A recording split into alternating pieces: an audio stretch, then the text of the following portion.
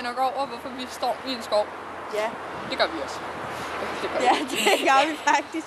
I dag så har bloggen fødselsdag! Ja, det var fødselsdag den 16. april. 16. april? Hvorfor? Vi er i januar! 16. januar. La la la la la la la.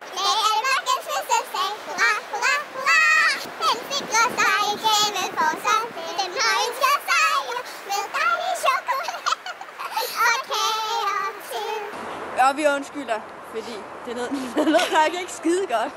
Men fordi at vi vil bare gerne sige tak for tak til jer, fordi at I har fulgt med. Og I stadig følger med forhåbentlig. Ja. Og vi er rigtig glade for det, og vi kan rigtig godt lide at blogge. Så det var egentlig bare en hilsen.